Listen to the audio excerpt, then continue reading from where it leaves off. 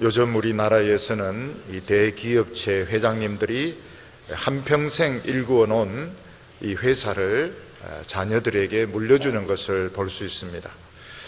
우리나라 어느 기업은 대백화점을 가지고 있는데 그 상속세만 해도 1,000억이 넘는 이런 세금을 내고서 자녀들에게 그 기업을 물려주는 것을 우리가 볼 수가 있습니다.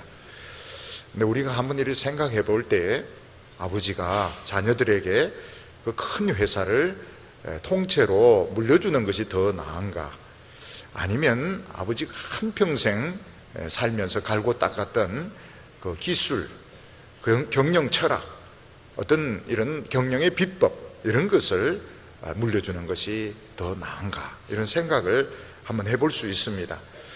우리가 겉으로 보기에는 아버지가 회사를 통째로 이렇게 물려주면 자식이 고생도 하지 않고 바로 큰 회사 회장이 되고 사장이 되어서 좋을 것 같지만은 세상은 너무나도 경쟁적이고 또 생각하지 못하는 이런 위기가 생기기 때문에 회사만 물려주고 가지고는 실패할 가능성이 있습니다. 만약 아버지가 한평생 터득한 어느 누구도 흉내낼 수 없는 그 기술, 경영 철학, 그리고 어떤 이런 경영 기법 같은 걸 물려준다면 자식이 훨씬 더 유리하게 사업을 할 수 있지 않을까, 이런 생각이 드는데 그 물려주는 것이 100배나 더 어려운 것입니다. 또 우리나라에 보면 머리가 좋아서 참 성공한 높은 자리에 올라간 분들이 자기 관리에 실패하는 바람에 엄청난 불명예를 뒤집어쓰고 자리에서 쫓겨나는 것을 많이 볼 수 있습니다. 우리가 보기에는 막 거의 최고의 이런 관직들, 높은 자리에 올라갔지만은 불륜을 저지르는 바람에, 또 어떤 사람은 부정한 돈을 받는 바람에 결국 그게 덜통이 나서 직책에서 쫓겨나고 세상적으로는 많은 이런 비난을 받는 것을 볼 수 있습니다. 인생이 실패한 인생이 되는 것입니다. 만약 이분이 무명의 시절에 내가 그렇게 높은 자리까지 올라갈 줄 미리 알았더라면, 또 그리고 자기가 이렇게 별것 아닌 거로 생각되는 이런 불륜들, 이런 부정이 나중에 그렇게 큰 걸림돌이 되고 그것 때문에 자기 인생을 망치게 된다는 것을 미리 알았더라면 절대로 그런 짓을 하지 않을 겁니다. 그렇게 높은 자리까지 올라가게 되고 자기의 그런 불법이 그렇게 큰 문제가 될 줄 모르기 때문에 결국 실패하게 되는 것입니다. 그래서 사람들이 이렇게 한창 잘할 때에는 성공할 수 있는 비결이 부모님이 돈이 많고 머리가 좋은 것도 필요하겠지만 선생님을 잘 만나는 것이 중요합니다. 특히 음악을 하거나 운동을 하거나 학문하는 사람이 혼자 아무리 열심히 해도 결국 이 동네 선수밖에 되지 못합니다. 그런데 세계적인 이런 실력을 갖춘 이런 운동 선생님들, 또 그리고 코치들, 음악가들, 이런 분들은 사람들이 반복해서 저지르고 또 넘어가기 어려운 이런 그 한계들을 이미 자기 자신이 극복을 한 분이기 때문에 그런 가르침을 이렇게 잘 받으면 어려운 그런 부분들을 쉽게 극복해서 자기 자신들도 훌륭한 선수, 훌륭한 음악가, 훌륭한 이런 학자가 될 수가 있는 것입니다. 하나님은 아브라함에게 너는 복의 근원이 되라 이렇게 말씀하시면서 하나님의 복을 덩어리째 독점적으로 아브라함에게 주셨습니다. 하나님께서 아브라함에게 주신 이 복은 그냥 가지고 있는다고 해서 복이 되는 것이 아니고 그걸 캐내야 되고 가공해야 되는 복이었습니다. 무슨 말인가 하면 하나님의 말씀을 그걸 해석을 하고 자기 생활에 적용을 하고 실천해서 자기 것으로 만들 때 이 복이 구체적으로 자기 것이 될 수가 있는 것입니다. 근데 이것을 가장 잘 해낸 사람 중에 한 사람이 야곱이었습니다. 야곱은 한평생 살면서 하나님의 말씀을 연구하고 묵상하고 적용하고 실천을 해서 많은 그 축복을 경험을 했습니다. 이제 야곱은 늙어서 죽게 되었는데, 야곱은 죽기 전에 자식들에게 유산을 물려주게 됩니다. 그런데 그 유산이 소떼나 양떼나 금과 은 같은 이런 물질적인 것이 아니고 자기가 묵상하고 적용하면서 터득했던 그 하나님의 축복, 그것을 자식에게 물려주게 되는 것입니다.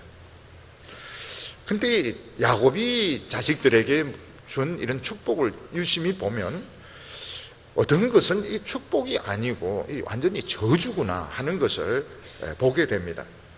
야곱이 분명히 어떤 아들들은 저주하고 있습니다. 이것은 그 자식이 미워서 저주하는 것이 아니고 그 자식과 자손들 그런 약점이 있는 것입니다. 그래서 너희들이 이런 약점을 주의를 해야 된다. 너희들이 이런 잘못에 빠지지 않도록 해야 된다. 그래서 이 저주 형식으로 말한 이 자녀들이 그 말씀을 주의해서 그 부분을 조심하면 얼마든지 복을 받고 성공할 수가 있는 것입니다. 사실 내가 장차 크게 성공했을 때 빠질 수 있는 실수, 빠질 수 있는 그 오류를 누군가 미리 가르쳐 주어서 안 빠지게 해줄 수 있다면 참 좋은 것입니다. 그렇지만 이 세상에 그런 충고를 줄 수 있는 사람이 없습니다. 자녀들이 한창 자라는 이런 청소년기에는 부모님이 야단도 치고 책망도 할 수 있지만 이미 대학생이 되면 머리가 커가지고 부모님이 그런 말을 해도 듣지도 않고 이미 성공의 길을 달리고 있는 사람은 누가 뭐라고 이야기해도 듣지를 않습니다. 오히려 굉장히 불쾌하게 생각하고 관계만 나빠지게 되는 것입니다.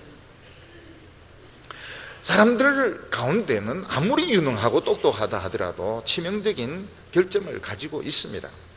그런데 이 세상 어느 곳에서도 그걸 이야기해 주는 사람이 없고 무조건 잘 되라, 무조건 성공해라 이런 식으로 이야기하기 때문에 결국 성공한 것 같다가 바닥으로 굴러 떨어지게 되는 것입니다. 근데 성경 말씀은 그거를 분명하게 이야기합니다. 그래서 저주하는 말씀, 책망하는 말씀을 잘 받아들이면 앞으로 저지를 수 있는 이 죄에서 벗어날 수가 있는 것입니다. 하나님께서는 하나님의 모든 복을 성경 안에 넣어서 코드로 만들어서 우리에게 주셨습니다.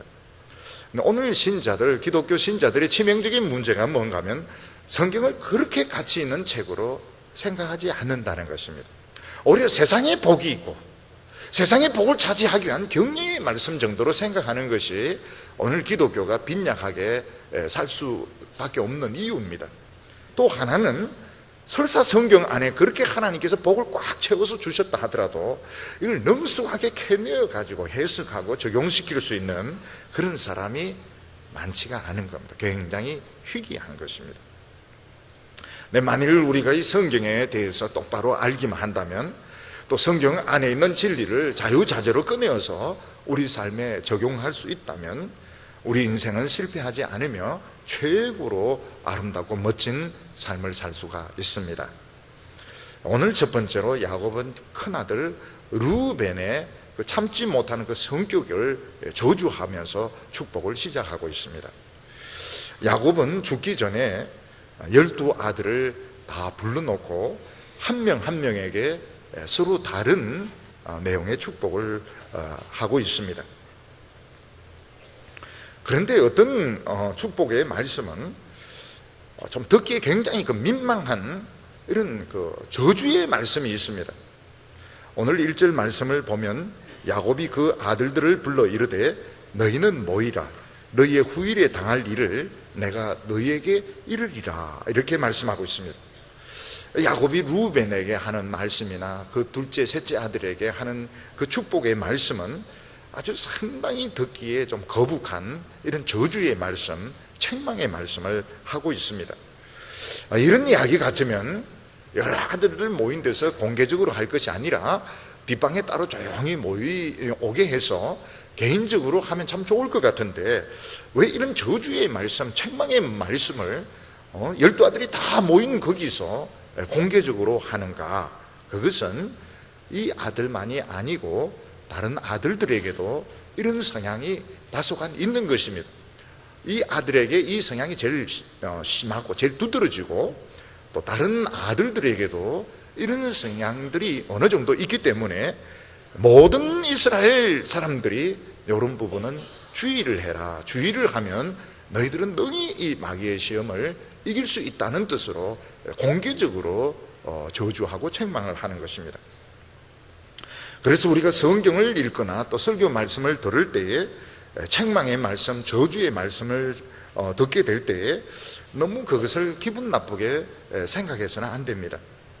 왜냐하면 바로 이런 부분들이 나에게 있고 앞으로 크게 인생에 실패할 수 있는데, 큰 사탄의 시험에 빠질 수 있는데 하나님께서 이걸 미리 가르쳐 주시는 것입니다.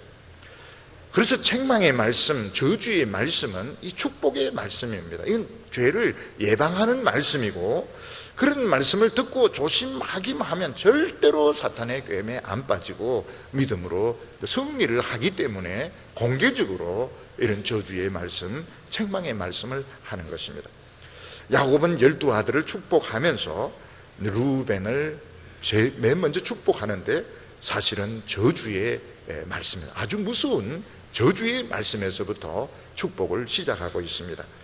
3절 말씀을 보면 루벤아 너는 내 장자요 나의 능력이요 나의 기력의 시작이라. 위강이 월등하고 권능이 탁월하도다마는. 루벤은 야곱의 맏아들이었는데 아주 총기가 있고 유능한 아들이었습니다. 그래서 야곱은 루벤에게 뭐라고 말하고 있는가 하면 위강이 월등하고 권능이 탁월하다, 이렇게 칭찬을 하고 있습니다. 루벤은 머리가 굉장히 똑똑한 아들이었고 그가 가지고 있는 재능은 어느 누구도 따라올 수 없는 아주 탁월한 재능을 가지고 있었던 것입니다. 원래 야곱이 머리가 굉장히 좋은 사람이고 재능이 아주 뛰어난 사람이었습니다. 그런데 루벤도 아버지의 그런 아버지의 그런 재능을 물려받아서 머리도 굉장히 비상하게 좋고 어떤 일을 처리하는 그런 재능도 아주 뛰어났던 것입니다. 근데 이게 무슨 말인지 잘 감이 안 올 건데 제가 좀 현대적으로 설명을 하겠습니다. 어떤 집 이제 큰 아들이 있는데 잘생겼어요. 잘생겼는데 머리가 얼마나 좋은가 하면은 전국의 수능시험에 수석을 한 겁니다. 서울대학교 전체 수석으로 합격한 겁니다. 근데 감이 옵니까? 근데 공부만 그래 잘하는 게 아니에요. 피아노도 엄청 잘 치는데 차이코프스키 피아노 콩쿠르대에 가서 세계에서 1등하고 반 클라이번이고 반쪼가리가 아닙니다. 그 이름입니다. 반 클라이번 피아노 경영대에 가가지고 세계적으로 1등하고 공부도 전국에서 1등이고 피아노도 콩쿠르대도 전 세계적으로 1등하고. 그럼 다른 사람이 뭐라고 말하겠습니까? 다른 사람이 한 가지 해도 이거는 천재인데 당신 집 애는 어떻게 이렇게 공부도 이렇게 잘하고 피아노도 세계적으로 잘 치고 정말 복덩어리라고, 완전히 당신의 아이는 정말 복덩어리라고 이야기할 것입니다. 근데 야곱이 믿음의 눈으로 이 큰 아들을 볼 때 큰 아들에게는 굉장히 치명적인 결함이 있었습니다. 머리는 천재고 재능도 천재인데 루벤에게는 치명적인 성격적인 결함이 있었습니다. 그 성격적인 결함이 무엇인가 하면 한번 이 성질이 이 불이 붙으면 자기 자신이 통제가 안 돼요. 자기 자신이 스스로의 성격을 통제를 못하고 다른 사람이 무슨 말을 해도 안 듣는 겁니다. 여기 루벤의 결함이었습니다. 그래서 4절에 뭐라고 말하고 있는가 하면 물의 끓음 같았은즉 너는 탁월치 못하리니. 루벤은 머리는 천재고 재능도 천재지만 성격적으로 이 성격이 굉장히 괴팍한 겁니다. 성질이 완전히 물이 끓는 것 같습니다. 부인들이 뭐 음식을 만들려고 냄비에 이제 물을 올려놓고 끓였는데 불을 너무 많이 가열하면 자기 혼자 푹 해가지고 물이 다 넘치는데 보면 없어요. 그냥 바닥이 타고 있습니다. 루벤은 이 성격적으로 문제가 있어요. 성격이 굉장히 괴팍한 겁니다.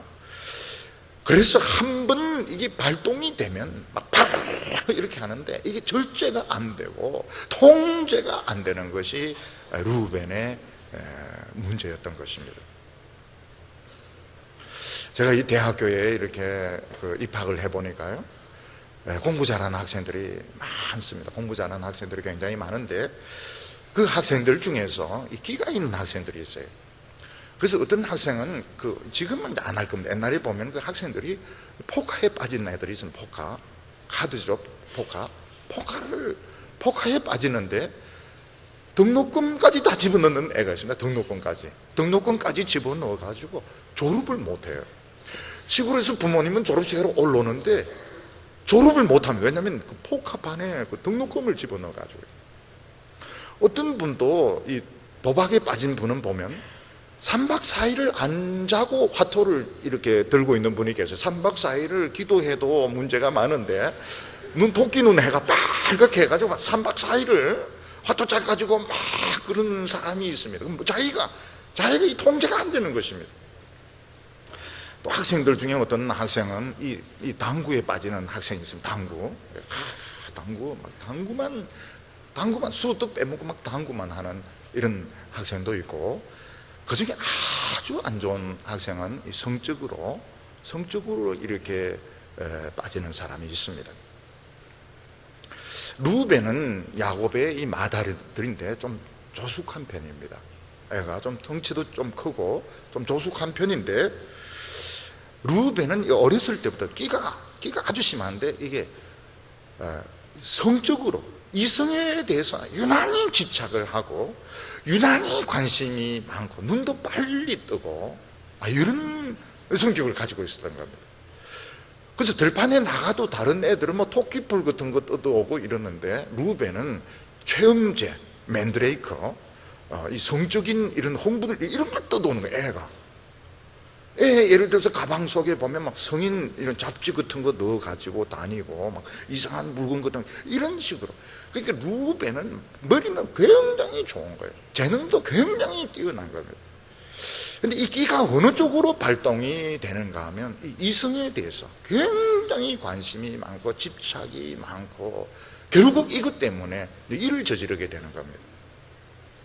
무슨 일을 이제 저지르게 되는가 하면 아버지 야곱에게 부인이 4명이 있습니다. 물론 자기가 원한 것은 아니지만 떠안다시피 해서 부인이 4명이 되는데 2명은 부인이고 2명은 첩인데 이 첩은 나이가 어립니다. 종이 첩이 되기 때문에 나이가 굉장히 어려요. 그 중에 한 명하고 루벤이 죄를 짓게 됩니다. 애인데 너무 조숙하고 너무 그런데 관심이 많고, 그래서 이런 죄를 한번 딱 저지르고 난 뒤에 루벤은 그 모든 신뢰와 존경을 다 잃어버리게 됩니다. 루벤은 너무 어려서부터 실패를 하게 됩니다. 우리나라에서 보면 막 머리가 좋아가지고 좋은 학교 나오고 사법고시 붙고 행정고시 붙고 이래가 고위직에 올라갔는데 자기 관리에 실패해서 어떤 불륜을 저지른다든지 이런 식으로 해서 세상에 큰 무리를 일으키고 사회적으로 아주 시끄럽게 만들고 많은 사람들의 마음속에 참 불쾌함을 주고 자리에서 쫓겨나는 이런 사람들이 있습니다. 성적으로 죄를 지으면 인정을 안 해줍니다. 성적으로 죄 짓고 그냥 남아있는 나라는 프랑스하고 이탈리아밖에 없습니다. 딴 나라에서는 성적으로 죄를 지으면 공적에 있을 수가 없습니다. 사람들은 아예 정상적인 사람으로 인정을 안 해줍니다. 근데 사람들의 마음속에는 이 죄 짓고 싶은 이 욕망이 있는데 어떤 사람들은 이 욕망에 넘어가서 이 인생을 망치게 되는 것입니다. 야곱이 르우벤에게 첫 번째 사람에게 이런 저주스러운 축복을 하는 것은 르우벤과 그 후손들의 이 끼가 남아있는 겁니다. 굉장히 사람들이 비상해요. 굉장히 비상하고 재능도 뛰어난데 이 끼가 결국 이런 성적인 죄로 빠질 가능성이 많은 겁니다. 노래 부르는 가수들도 보면 노래만 잘 불러가지고 성공 못합니다. 성공하는 사람 보면은 꼭 끼가 있습니다. 그 끼가 뭔가 사람의 마음을 이렇게 사로잡는, 그걸 이제 카리스마라고 그러는데, 뭔가 사람의 마음을 이제 사로잡으니까 이게 인기를 끌게 되는데, 요 끼를 잘못 부리다가 인생을 망치는. 영화 배우도 마찬가지고, 탤런트들도 마찬가지고, 그 대사 그냥 줄줄 외워가지고 성공은 끼가 있어야 되는데, 결국 이 끼가 잘못된 대로 빠져나갔을 때 인생을 완전히 망쳐버리게 되는 것입니다. 그래서 야곱은 루벤에게 어떤 저주를 하는가 하면, 너는 탁월하지 못하리니, 이 말은 앞으로도 너는 그냥 평범하게 살아라는 것입니다. 마음속으로 막 끼가 발동하고 남들 위해서 막 설치되고 싶지만, 그러면 너 또 망한다. 평범하게 살다가 죽어라. 그러면 복을 받는다는 것입니다. 오늘 사람들을 보면 이 평범한 것이 얼마나 안전하고 복받은지 모르고 어떻게 하든지 최고가 되려고 막 튀려고 하는 사람들 많이 있습니다. 막 튀려고 해요. 거기에 굉장히 위험한 겁니다. 꼭 이런 식으로 적용할 수 있는 것은 아니지만, 교회 이름도 그냥 평범한 게 좋습니다.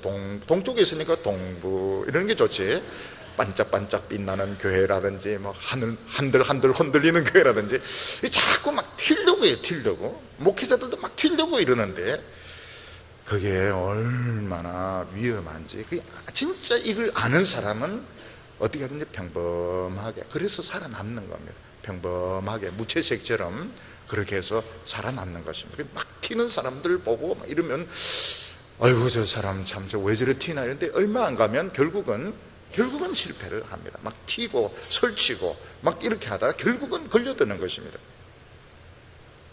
대개 이제 이런 사람들 굉장히 유능하고 똑똑한 사람들입니다. 이런 사람들의 단점이 뭔가 하면 평범한 삶에 만족을 못하는 겁니다. 평범한 삶으로는 마음에 들지가 않아요. 뭘 좋아하는가 하면 죄도 아니고 죄 아닌 것도 아닌 그 경계선에 아슬아슬한 그 경계선상을 달릴 때 그게 얼마나 짜릿하고 재미가 있는지 몰라요. 죄도 아니고 죄 안 짓는 것도 아니고 아슬아슬한 요런 게 하나 딱 걸려들면 결국은 망하는 것입니다. 마귀는 뭐라고 이야기하면, 넌 너무 훌륭하기 때문에 죄 좀 지어도 돼. 그런 사람 별거 아니야. 넌 너무너무 훌륭하고 유명하기 때문에 죄 좀 지어라. 죄 좀 지어라. 하나님이 그거 가지고 뭐라 하시면 하나님도 너무 하시지. 너가 얼마나 대단한데 그래. 그리고 또 무슨 이 절대 비밀이 보장된다. 절대 비밀이 보장된다. 그리고 한 번만 딱 하고 손을 씻어라. 전부 거짓말입니다. 전부 거짓말입니다. 한 번 딱 걸려들면 못 빠져나옵니다. 이거는 이제 결국은 죄의 싹은 사망인 겁니다. 야곱이 이런 무서운 저주를 공개적으로 하는 것은 루벤 자손 이스라엘 자녀들 안에 이게 끼가 다 있는 겁니다. 굉장히 뛰어난 겁니다. 굉장히 머리도 좋고 뛰어나고. 그래서 너희들은 평범해야 된다. 평범한 것이 살 수 있는 길이다. 그걸 가르쳐. 탁월하지 못하리니. 그래서 루벤 지파에서는 지도자가 안 나옵니다. 지도자가 안 나와서 사는 겁니다. 중간에 한번 나쁜 지도자가 나옵니다. 정신 못 차리고 망합니다. 평범하게 해서 루벤 지파는 이스라엘의 복을 받게 되는 것입니다. 사탄이 옛날 그 유대인들이 그린 그림을 보니까요, 옛날 그 천사장들이잖아요. 천사장 중에서 사탄이 제일 예쁘고 제일 아름답게 생겼습니다. 다른 막 가브리엘, 저버리엘 이런 거 다 물리치고 사탄이 얼마나 이쁘고 잘생긴지 몰라요. 그림을 보니까 그렇게 그려놨더라고요. 근데 그게 그냥 끼를 주체를 못해가지고 하나님의 영광을 도둑질하고 죄를 짓는 바람에 영원히 지옥에서 저주를 받게 되는 것입니다. 우리 성도들이 알아야 될 것은 이 세상에서 제일 위험한 적이 누구냐? 자기 자신입니다. 자기 자신이 제일 위험합니다. 저만 믿어주세요. 저만 믿어주세요. 그 사람만 안 믿으면 됩니다. 제일 위험한 사람들입니다. 잘난 체 하지 말고, 능력이 있고 뛰어나다 하더라도 할 수만 있으면 꼭 반드시 평범하게. 우리 교회 보면 다 이게 안전한, 이게 굉장히 지혜로운 것이고 평범한. 팀은 어떻게 됩니까? 팀은 사탄의 표적이 될 가능성이 많습니다. 그래서 야곱은 맏아들 루벤에게 너 머리 좋고 너 재능이 세계적이지만은 너 성질, 너 성깔머리 그것 때문에 너는 망했다. 앞으로 그거를 조심해야 된다고 가르치고 있습니다. 두 번째로 시므온과 레위 지파는 이 열등감이 굉장히 강한 지파였습니다. 강한 사람들이었습니다. 두 아들은. 야곱이 두 번째로 축복한 아들은 시므온과 레위인데 둘째 아들, 셋째 아들입니다. 이들은 루벤 다음으로 당연히 이 장자의 축복을 받을 그런 순수인데 이들이 그 축복을 못 받습니다. 왜냐하면 너무나도 공격적이고 너무나도 비판적이고 너무나도 분노에 차 있었기 때문에 이들은 장자의 복을 받지 못합니다. 야곱이 자기 모든 아들들을 축복할 때 전부 따로 축복을 합니다. 근데 시몬과 레위는 같이 축복합니다. 둘이 같이 묶어서 도매금으로 축복합니다. 왜냐하면 너무 사이가 좋기 때문에. 시몬과 레위는 너무 사이가 좋은데 사이가 좋은 게 아니라 나쁜데 너무너무 사이가 좋고 죽이 잘 맞기 때문에 저주도 같이 이렇게 하는 겁니다. 예를 들어서 어떤 범죄자들이 너무너무 명콤비를 이루어서 죄짓다가 잡혔을 때 너무 사이가 좋으니까 경찰이 수갑도 같은 거 채워가지고 데리고 가는 것처럼 시몬과 레위는 죄 짓는 데 있어서 너무 죽이 잘 맞았던 것입니다. 5절에 보면 시몬과 레위는 형제요 그들의 칼은 폭력의 도구로다. 야곱은 시몬과 레위는 형제다 이걸 이제 밝히는데 아버지가 그 자식이 형제인지 모르겠습니까? 그런 뜻이 아닙니다. 너무너무 명콤비고 죽이 잘 맞는 것입니다. 그런데 좋은 쪽으로 맞는 것이 아니고 죄 짓는 쪽에, 남을 공격하는 쪽에 너무너무 마음이 잘 맞고 콤비를 이루었던 것입니다. 그래서 그들의 칼은 폭력의 도구로다 이렇게 말했습니다. 시몬과 레위는 늘 열등감에 차 있었고 분노에 차 있어 가지고 남을 공격하는 이런 일에 너무너무 명콤비를 이루었던 것입니다. 하나님의 백성들이 날카로운 것은 좋지만 이 날카로운 것이 사람을 살리는 데 써야지 사람을 해치고 죽이는 데 쓰면 안 되는 것입니다. 그런데 시몬과 레위는 이해가 됩니다. 아버지에게 4명의 어머니가 있는데 이 4명의 어머니가 서로 사랑하지 않습니다. 매일매일 집구석이 매일매일 싸우고 매일매일 서로 욕하는 이런 분위기에서 이 시몬과 레위는 사랑을 못 받았던 것입니다. 이 사랑을 못 받은 이런 열등감이 결국 다른 사람에 대한 분노로 비판으로 나타나게 되었던 것입니다. 그래서 어떤 이런 모임이나 이런 데 가보면 굉장히 그 비판적인 사람이 있고 또 거기에 쉽게 이렇게 동조하는 사람이 있습니다. 그러면 막 그런 사람들이 모든 의견을 막 주도를 해 나가는 것입니다. 특히 하나님의 백성들은 이 양떼이기 때문에 말을 잘 하지 못하고 과격하지가 않습니다. 근데 과격한 사람, 이런 한두 사람이 있으면 막 자기들이 이제 막 주장해 나가는데 신바람이 나가지고 모든 것을 막 다 주장을 하려고 합니다. 근데 이것이 좋은 것이 아닙니다. 이것이 굉장히 좋지 못한 것입니다. 어떤 일이 있었는가 하면 시몬과 레위의 그 딸을 디나가 세겜에서 이렇게 놀러 나갔다가 세겜의 그 추장 아들에게 붙들려 가지고 강간을 당하게 됩니다. 자기 누이가 강간을 당하게 된 것은 굉장히 화가 나는 일이죠. 근데 강간을 당했다 해서 다 죽여야 되는 것은 아닙니다. 근데 시몬과 레위는 모략을 짭니다. 2명이 모략을 짜가지고 그 동네 사람 전부를 다 죽입니다. 남자 전부 다 죽이고 여자와 아이들을 다 약탈을 하고 그리고 거기에 있는 짐승들까지 다 뺐습니다. 너무너무 지나친데 그것은 결국 그들의 마음속에는 열등감, 분노가 폭발을 했던 것입니다. 보면 어떤 분들은 이제 성장 과정에서 아버지가 이제 너무 권위적이고 이렇게 해서 이제 상처를 받는 분들이 있습니다. 이분들이 사회생활을 잘 못합니다.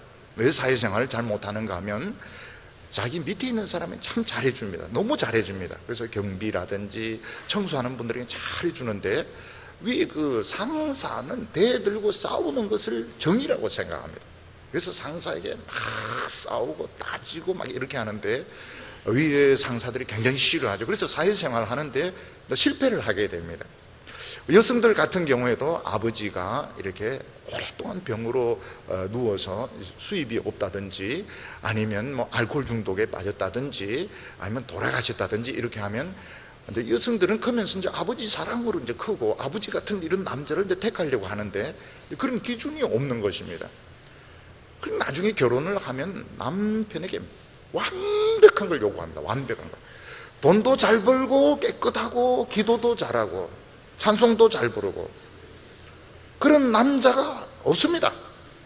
그런 남자가 없습니다. 아브라함이 그런 남자인데 언제 그렇게 되는가? 100살 때 그렇게 되었습니다. 그런 남자를 만나려고 하면 100살짜리하고 살아야 되는데 완벽한 걸 요구. 그런 남자가 어디 있어요?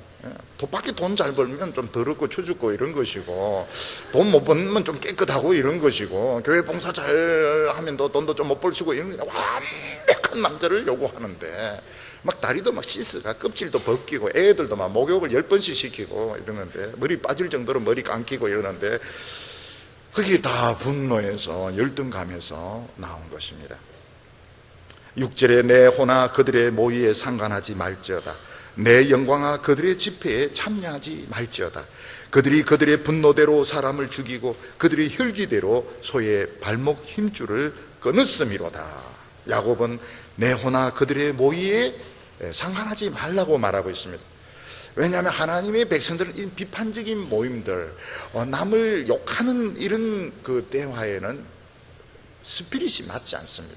성령의 이런 스피릿하고 맞지가 않습니다. 그래서 야곱은 이스라엘아 내 호나 그런 집단의 모임에는 아예 가지 말라는 겁니다. 가지도 말고 그들과 관계하지도 말고 하나님의 영광은 그게 없다고 이야기를 하고 있습니다. 대학교나 직장에서 이렇게 데모하는 걸 보면 막 그 과격한 발언을 하면 박수를 막 칩니다. 그리고 덜 과격하면 야유를 퍼붓습니다. 그러니까 어떤 사람이 이제 인정을 받으면 더 과격한 행동을 하는 사람, 더 극렬한 행동을 하는 사람, 또 어떤 사람 막 자살하라고 막 충동질하고 이러는데 이거는 절대로 하나님의 스피릿이 아닌 겁니다. 하나님의 백성들은 막 교회를 욕하고 또 누구를 막 비난하는 이런 모임이나 이런 데는 갈 필요가 없습니다. 가서도 안 되고 또 누가 그런 식으로 이야기를 쓱 꺼내면 그런 이야기를 하지 못하게 됩니다. 그만해라고. 왜냐하면 이거는 하나님의 그 스피릿하고 맞지가 않습니다.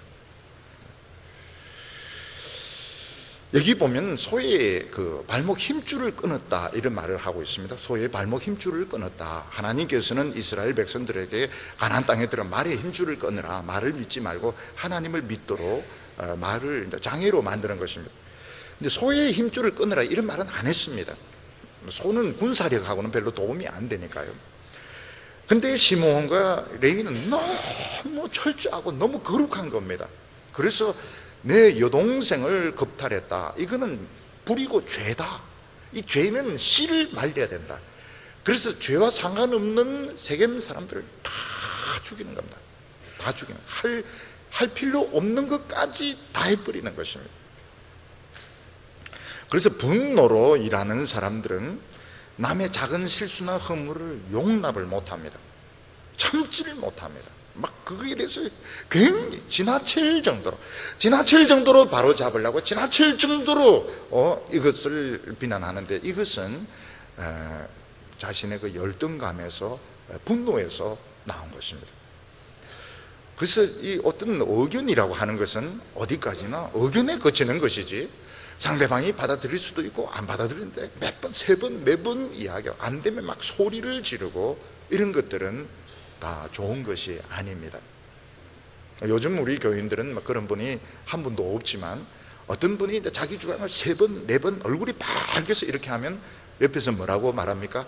1절만 하세요. 1절만. 많이 했다 아이가 이러면서. 근데 그 정도면 알아들었다는 거예요. 당신이 무슨 생각을 가지고 있고 무슨 주장을 하고 우리는 다 알아들었으니까 그 정도 해라는 거예요. 그걸 이제 넘어서는 꼭 이렇게 해. 얼굴을 막 붉어지고 이걸 악물고 이러면 이제 벌써 시몬과 레위 지파가 되는 것입니다. 이야기할 때 부드럽게 이렇게 해야죠. 의견만 알아들으면 상대방이 알아서 하는 것이지 꼭 이들어대요. 이렇게 안 되면 막 얼굴이 붉어지고 이를 악물고 이렇게 하는 것은 다 열등감에서 나온 것입니다. 근데 안타깝게도 우리 사회는 보면 이런 분노가 꽉 차 있습니다. 그래서 좋은 표현을 하면 안 듣기 때문에 가장 과격한 이런 언어들을 사용하고 인터넷에도 가장 나쁜 악플을 쓰고 남들이 자살하면 좋아하고 이런 것들은 전부 굉장히 무서운 이 분노에서 나온 것이고 살인죄에 해당이 되는 것입니다. 7절에 보면 그 노염이 혹독하니 저주를 받을 것이요 분기가 맹렬하니 저주를 받을 것이라. 내가 그들을 야곱 중에 나누며 이스라엘 중에 흩으리로다. 시몬과 레위가 복받는 비결이 무엇입니까? 노염이 혹독하지 않는 것입니다. 화를 인간이기 때문에 화가 막 납니다. 그렇지만 이게 혹독하지 않도록 정도를 넘지 않도록 분기가 이제 맹렬한데 분을 어떻게 하든 이걸 안 내는 요것만 잘하면 시몬과 레위는 이 화를 내는 이 분노를 폭발만 안 시키면 결국 이들은 복을 받게 된다는 것입니다. 근데 대개 보면은 이렇게 막 비판적인 사람들이 굉장히 똑똑하게 보입니다. 그리고 막 비판적인 사람들이 굉장히 정의롭게 보입니다. 똑똑하고 정의롭게 보이기 때문에 지지하는 사람들이 많아요. 추종자들이 많습니다. 근데 그것은 잘못된 것입니다. 그것은 굉장히 좋지 못한 것입니다. 이스라엘이 복을 받으려면, 하나님의 복을 받으려면 이런 식으로 분노를 폭발시키면서 이야기하는 건 굉장히 좋지 못합니다. 얼굴을 막 붉혀가면서 이를 막 악물면서 이것은 아주 좋지 못한 거예요. 그냥 의견을 이야기하고 남이 안 받아들이면 할 수 없는 것이고 받아들이면 고마운 것이고 이런 것이지 꼭 내 뜻대로 돼야 된다. 이것은 속에 분노를 품고 있는 것입니다. 전에 어떤 분은 너무너무 훌륭한 일을 하는 분이 계셨습니다. 너무너무 정말 그분의 발에 신의 그 신들매를 풀 수도 없을 정도로 귀한 일을 하는 분이 계셨습니다. 근데 그분은 이 일을 안 하는 사람은 다 바리새인들이야, 서기관들이야 막 이렇게 이야기를 하는데, 아, 저분은 저 좋은 일을 저렇게 분노로 하고 있는구나, 난 진짜 안 하고 싶다, 이런 생각이 들었습니다. 똑똑하게 보이고 정의롭게 보이고 속에 든 것은 열등감인 겁니다. 열등감이 있어서 저렇게 하는 것입니다. 그래서 하나님께서는 시몬과 레위 지파가 분노를 폭발시키지 않도록 어떻게 안전장치를 하셨는가 하면 내가 그들을 야곱 중에 나누며 이스라엘 중에 흩으리로다 이렇게 말했습니다. 그래서 하나님께서는 시몬 지파를 작게 만드셨습니다. 시몬 지파가 출애굽할 때는 다른 지파만큼 컸습니다. 근데 가나안 땅 들어갈 때는 이상하게 작아집니다. 인구가 이유도 모르게 작아져 가지고 항상 유다 지파하고 같이 움직입니다. 그래서 시몬 지파는 살아남게 되는 것입니다. 하나님께서는 어떤 사람은 작게 만드십니다. 작게. 그래서 살아남는 겁니다. 그래서 영어로 무슨 말이 있는가 하면 Small is beautiful. 작은 것이 아름답다는 것입니다. 작은 것이 아름답다. 어떤 분은 목회를 이렇게 작게 해야 아름답게 하는데 크게, 너무 크게 하는 바람에 결국은 하나님의 말씀에서 떠나서 많은 사람들이 시험 드는 이런 것을 볼 수, 차라리 작았더라면 전에 보니까 어떤 분들은 미조직 교회고 개척교회에서 참 힘들어하는 분이 계시는데 그건 맞습니다. 그렇지만 그때가 깨끗합니다. 제일 깨끗하고 제일 아름다울 때인 것입니다. 어떤 분은 회사도 작습니다. 나는 왜 이 회사가 크게 키워야 되겠다. 크게 키우는 바람에 국가적으로도 큰 피해를 주고 사회적으로도 큰 무리를, 차라리 작았더라면 괜찮은데, 그래서 하나님 왜 나는 키를 작게 하셨나요?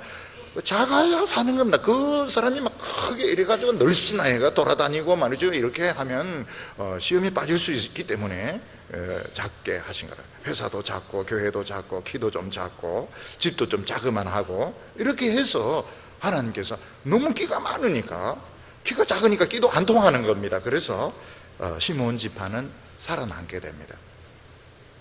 너무 큰 것이 빅 이게 좋은 게 저는 빅파이를 하기 때문에 굉장히 큰 줄 알았더만 초코파이보다 훨씬 작은데 그게 빅파이입니다. 조그만한데 그거 탁 넣으면 그냥 녹아버리겠던데 빅파이 이렇게 해서 파는데, 작은 거를 너무 슬퍼하지 마시기 바랍니다. 작은 거를 키 작아도 얼마든지 행복하게 살 수 있으니까요. 꼭 키가 너무 커야 된다 이렇게 생각하지 말고요. 제 장모님은 진짜 장인의 반입니다. 반. 굉장히 키가 작아요. 너무너무 좋다는 겁니다. 왜냐하면 남편 따라가려면 뛰어야 되기 때문에, 내가 이 90살 넘도록 뛴 거는 키가 작았기 때문이고, 택시에 딱 있는 조가해도 이 작으니까 이 표시도 안 나고, 이불도 조그만 거 딱 덮으니까 좋다고. 그냥 장모님 말씀입니다.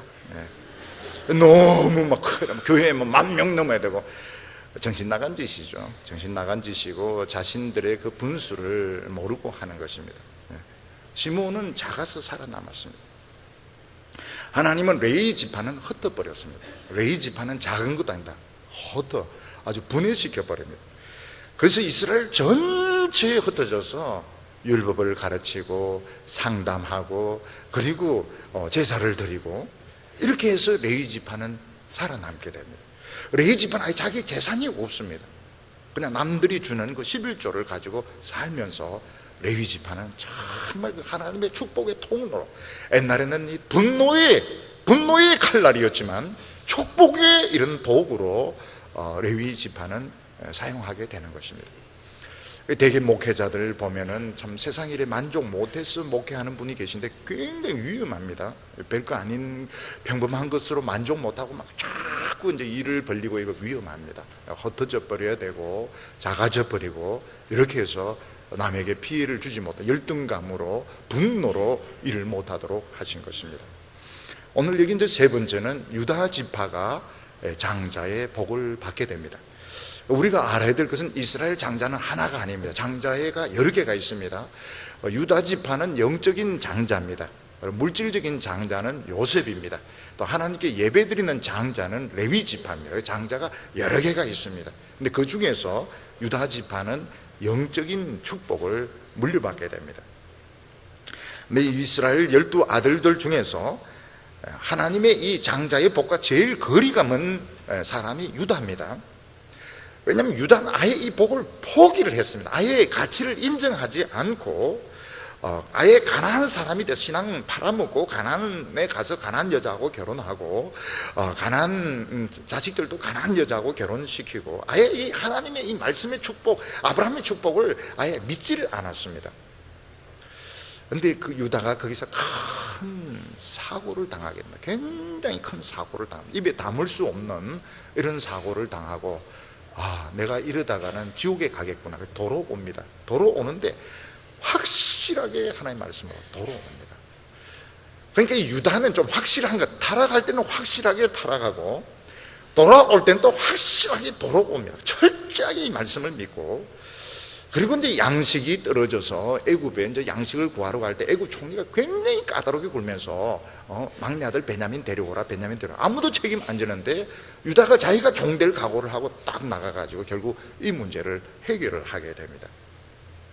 그래서 하나님께서는 유다를 이스라엘의 장자로 삼으셨습니다.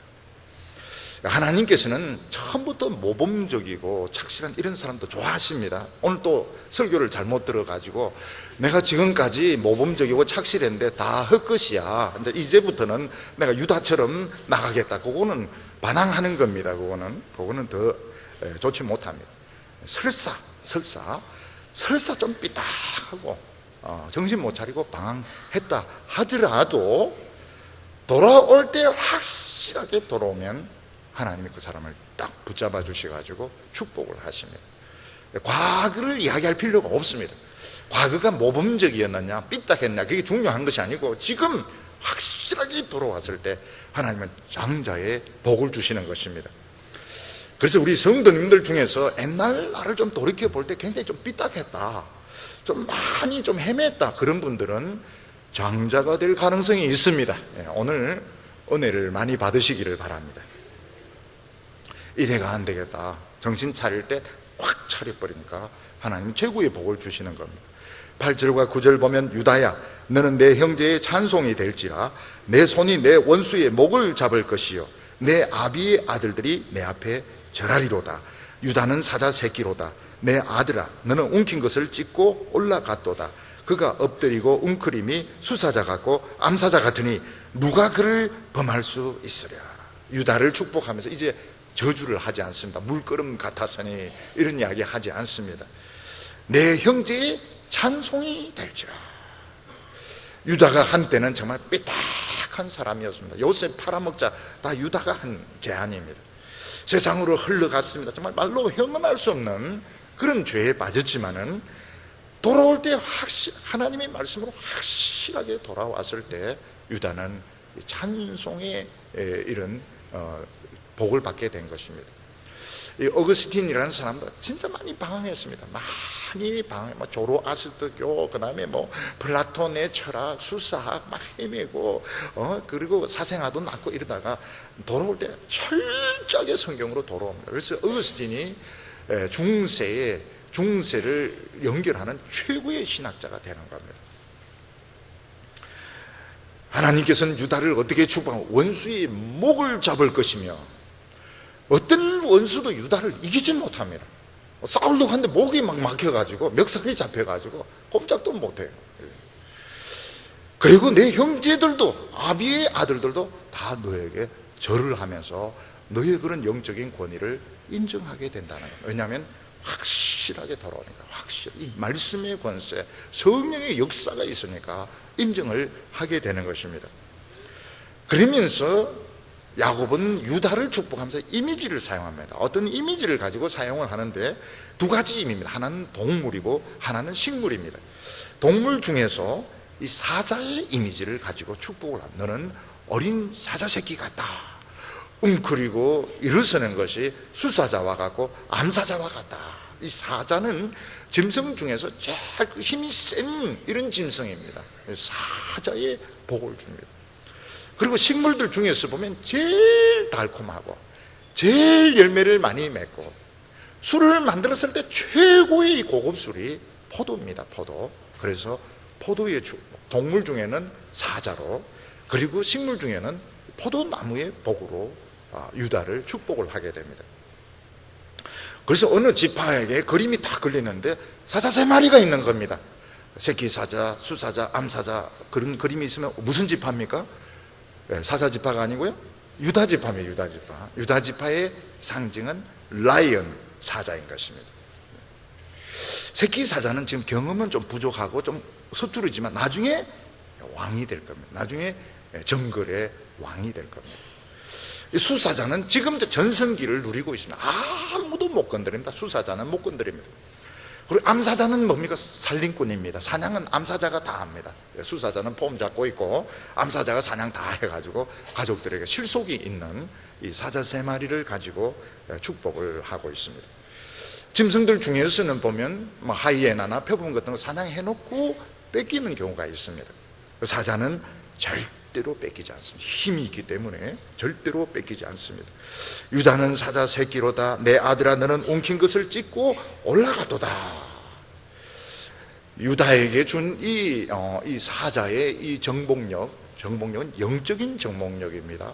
나폴레온이나 징기스칸 같이 전쟁의 정복력이 아니고 말씀과 영적인 정복력을 말하는 것입니다. 이게 예수님을 나타냅니다. 우리가 이렇게 예수 믿고 하나님의 자녀가 된 것은 예수님이 우리를 잡으셨기 때문입니다. 우리가 지금 잘 믿는 것 같지만 실제로 옛날에는 다 뺀들입니다. 뺀들이도 있고 뺀질이도 있고, 정말 예수 안 믿고 뺀들뺀들 하다가 다 붙들리니까 나중에 이제 집사가 되고요. 어떤 분은 또 집사가 안 되려고 하다가 나중에 붙들려서 집사가 되고, 장로도 되고, 권사도 되고, 정말 뺀질이가 목사도 되고요. 그래서 목사들 중에서 뭐 다 그런 건 아니겠지만, 막 어릴 때부터 기도하고 이런 사람도 있겠지만, 제가 보기에는 그 뺀질이도 있어요. 예. 다 노는 거 좋아하고 막 이러다가 이제 어느 순간 하나님이 은혜 받아가지고 거룩한 종이 되어서 전혀 그랬던 적이 없었던 것처럼 그렇게 막 설교를 하고 감동도 주고 이러는데, 하나님은 다 알고 계시죠. 옛날에 자기가 무슨 짓을 했는지 다 알고 계십니다. 절대로 우리를 놓치지 않고, 그렇게 세상적으로 나가고 싶어도 못 나갔던 것은 예수님이 사자로 우리를 붙잡으신 것입니다. 그리고 포도나무는 나무 덩치에 비해서 열매가 많고 맛이 최고로 당도가 높고, 그걸 가지고 이제 술을 담그면 포도주는 결혼식이나 귀족들 파티 최고의 이 높은 향기가, 포도주 향기가 그렇게 좋은 것입니다. 이것은 하나님이 주시는 풍성하고 아름다운 삶을 나타내는 것입니다. 여기 보면 포도나무가 얼마나 무성한지, 포도나무에 나귀를 메고 옷을 거기에 막 빨고 이럴 정도로 포도가 풍성하다고 말씀을 하고 있습니다. 그리고 10절에 보면 규가 실로를 떠나지 아니하며 통치자의 지팡이가 그 발 사이에서 떠나지 아니하시기를 실로가 오시기까지 이르리니, 치리자의 지팡이는 왕권을 말합니다. 결국 이스라엘의 왕은 유다 지파에서 나오게 됩니다. 실로가 오기까지. 이 실로는 번역이 안 되는 말입니다. 구약 성경에 보면 번역이 안 되는 단어들이 제법 있습니다. 실로도 그 중에 번역이 안 되는 것 중에 하나입니다. 근데 예수님을 나타내는 것은 틀림이 없습니다. 예수님이 오실 때까지 유다 지파가 영적인 장자로서 이스라엘을 이어가게 되는 것입니다. 오늘 야곱은 자식들에게 무슨 축복을 주고 있습니까? 루벤이 머리가 그래 천재고 재능이 그렇게 뛰어나지만 성격이 컨트롤이 안 되니까 너는 평범하게 살아야 된다. 평범하게 사는 것이 루벤 지파가 복을 받는 비결이었습니다. 시몬 지파와 레위 지파는 굉장히 그 어이없음이 있고 정의감이 있지만 열등감, 분노로 일을 하는 사람입니다. 절대로 그렇게 해서는 안 됩니다. 작아져야 됩니다. 작아져야 되고 입이 다물어져야 되고, 할 수 있으면 그런 분들은 말을 적게 하는 것이 좋습니다. 왜냐하면 이야기하다 보면 자기도 모르게 막 열을 받아가지고 막 가격하기 쉬운데 그렇게 하지 말라고, 작아져서 small is beautiful, 작아져야 되고 흩어져서 다른 이스라엘을 섬겨야 된다고 말하고 있습니다. 유다 지파는 삐딱하게 나가고 한때는 참 하나님을 떠났지만은 확실하게 돌아왔을 때 장자의 복을 주셔서 이 사자 같은 용기를 가지고 포도나무의 이 풍성함을 가지고 이스라엘을 축복하게 되는데, 우리 성도님들 다 이 유다 지파의 복을 받으시기를 축원합니다. 기도드리겠습니다. 거룩하신 하나님 아버지, 사랑받을 이유가 없는 저희들을 사랑해 주시고 축복받을 자격이 없는 저희들을 축복해 주시니 감사합니다. 오늘 저희들이 12지파 이스라엘로 주 앞에 머리 숙였습니다. 오늘 하나님이 하시는 축복의 말씀이 우리의 피가 되고 살이 되게 하여 주시옵소서. 지금까지는 무능하였지만 사자같이 담대하게 하여 주시고, 지금까지는 열매를 맺지 못했지만 무성한 포도나무처럼 열매 맺는 성도들 되게 하여 주시옵소서. 예수님의 이름으로 기도하옵나이다.